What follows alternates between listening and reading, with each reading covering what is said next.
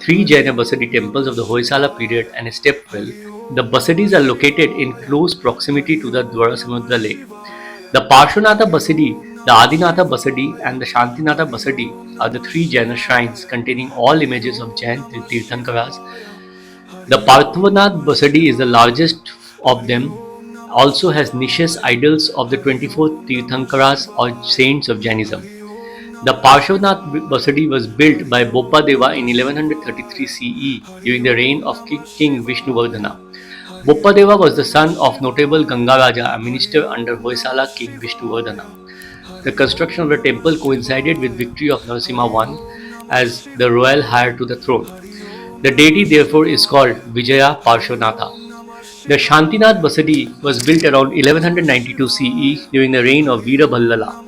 The Adinatha Basadi is the smallest in the Jain Basadis, also built in 12th century CE.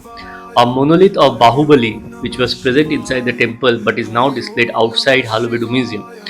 The temples, along with the capital, were plundered and destroyed by Malik Kafur, the general of Alauddin Khilji, during the siege of Dwara Samudra in 1311 and by Sultan Muhammad bin Tughlaq in 1326, later to be restored by Hindu kings like Vijayanagar dynasty. Talking about the architecture, while Hoysala temples and Kedareshwara temple are famous for workmanship, the Jain Basadis are famous for architectural tradition. Halebeedu Jain complex along with Patadagal are the most famous Jain centers in South Karnataka. The temples are great examples of Dravidian architecture. Parshvanatha Basadi is notable for its architecture. The temple is famous for the beautiful Navaranga hall and exquisite carvings on the lathe turned pillars. The temple had originally a sanctum sanctorum, Garbhagriha, an open Sukhanasi, and a square Navaranga Mandapa. In front of the last and not structurally connected with it is the Mukha Mandapa. A small insignificant Mahadwara leads to the compound in which is first seen a star-shaped Balipitha or Balipidam. The Mukhamandapa is a square structure 17.5 feet high with the ceiling supported by 32 rounded lathe-turned pillars beautifully ornamented. All round runs a stone bench outside which is a slanting railed parapet with sculptures on the petals. Two large soapstone elephants support the entrance of the Mukhamandapa. Sculptures of Yaksha Dharanendra and Yaksha Padmavati are present in Mahamandapa. Shantinatha Basadi or Santishwara Basadi consists of a Garbhagriha sanctum, Garbhamandapa, Mahamandapa, large granite pillars with the inner sanctum consisting of black stone, image of Shantinatha, 16 Tirthankara. Adinatha Basadi is a small non-ornate temple consisting of Garbhagriha Mandapa with the image of Adinatha and beautifully carved Hindu goddess Saraswati. Under the east canopy on a base having a crescent moon is a beautiful Hoysala image of Sharada with rosary, goat, pasa and pustaka.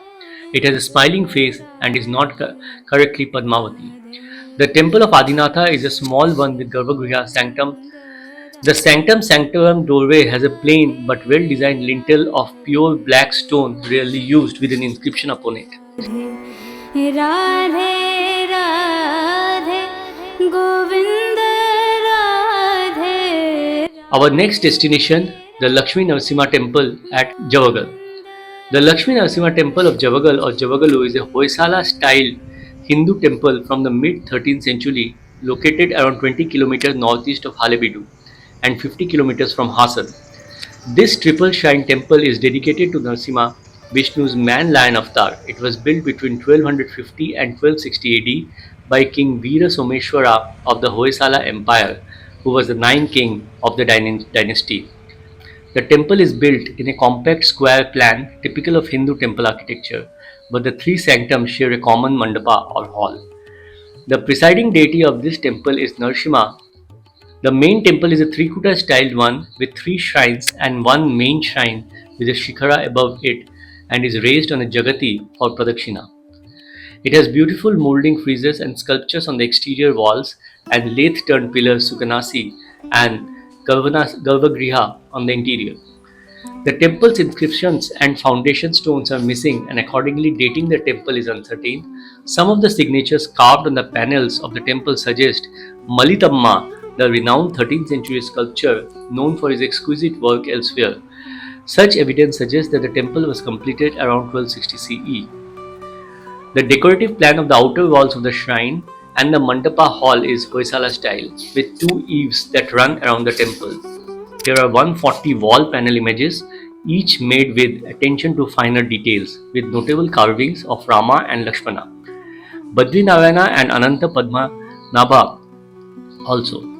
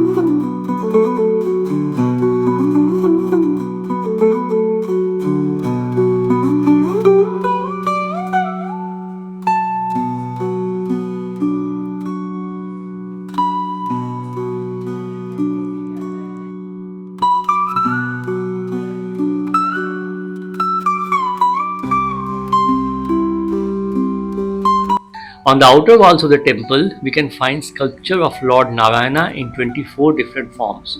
All these forms are Chaturbuja form, holding Shankha, Chakra, Gada, and Padma in different combinations as per Shastras. Harihara, Brahma, Parvati, Tandava Ganesha, and many sculptures are seen too. The Torana shows Kaliya Mardana Leela of Sri Krishna. Below this at the base are six equal width friezes. Here the first heavy eaves run below the superstructure and all around the temple with a projection about half a meter. The second eaves runs around the temple above a meter below the first. Between the two eaves are miniature decorative towers, ediculas or pilasters. Below the second eaves are the wall panel images of Hindu deities and their attendants in relief. Below these at the base are six equal width rectangular moldings of friezes. Starting from the top, the friezes depict Hansa or birds in the first frieze, Makara in the second, epics and other stories in the third, leafy scrolls in the fourth, horses in the fifth, and elephants in the sixth of the bottom frieze. Talking about the architecture, the temple is built on a square plan with three shrines or trikuta, with only the middle shrine having a shikhara or tower and a sukhanasi, nose or tower above the vestibule. All the shrines are connected by common mandapa hall.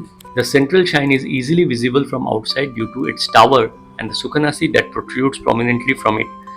The lower part of the shrines below the roof has 5 projections per side, 3 on the central shrine and only 1 on the little shrine. Approaching the temple, its ancient charm is enticing as the two ornately decorated elephants at the entrance of the Mahadwar greets devotees. Not a conventional gopuram, the grand entrance design is different to that of other Hoysala temples I visited. The temple complex is surrounded by a high wall compound typical Dravidian style and constructed during Vijayanagara period. There is a Garuda Stamba and Jaya and Vijaya, the two Dwarpalakas.